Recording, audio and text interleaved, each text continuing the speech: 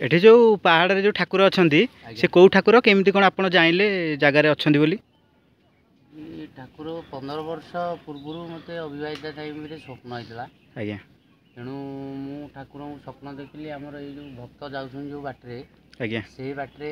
मो भक्तन को मझिरे आसुची आज्ञा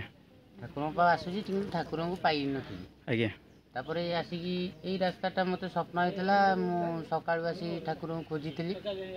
पाई नथि। तापर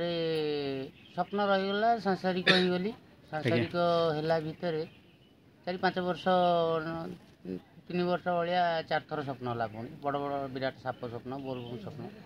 सब है ठाकुर को भी खोजी जिते थर स्वप्न हो खोजी आगुरी बहुत खोजी। तापर बाबा दिने बसी थी घरे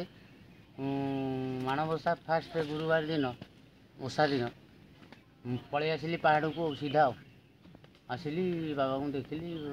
किसी बाट अच्छी अल्प बाट पाइबार बाबा गोटे पानी कुंड मत मिलला से बाबा बाबा आसबार थिला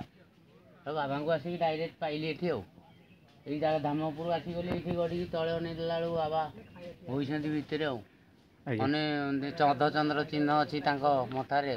देखीदेली बाबा को चिन्हीदेली बसिकी जावाक इच्छा हो न थाए यही सब शियाली नटा फटा बुली बुलिका बहुत समय गली जाई क्या किसी कहली मेला होता मन मन गोटे स्थिर करी सफासफी टी आसिक कली तापर रविवार मेला होता लोक आसिक जा कहली मेला गोष्ठी आमर मार्केटेश्वर बाबा बाबा ना कौन दिखाई बाबा ना सेमती किसी कही जाना मु बाबा को सेमती मो सहिचार जेहेतु पाई सुभाषी पहाड़ शुभेश्वर बोली डाकुची शुभेश्वर बाबा गुरुवार जेहेतु पाई बाबा को निश्चिंत गोटे गणना हम बड़ बड़ पंडित मैंने आसवे ये बाबांकर बहुत किसी कौन केमती केमती पूजा अर्चना हे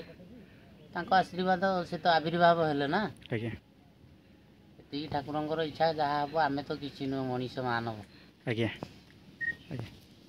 भाई आपन जो पहाड़ चढ़ी ऊपर को आइले आपन केमती कौन लगिला ठाकुर दर्शन कले केमती कौन लगिला? ठाकुर तो कहवा आम चलिकी आसले जना पड़ो दर्शन करा पड़े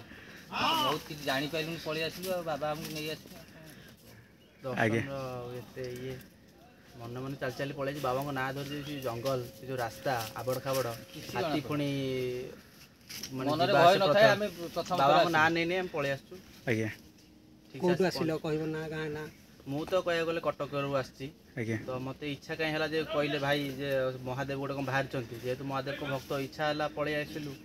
तो आसिक बाटटा एमती आम जान तो बहुत उच्चारे अच्छा बाबा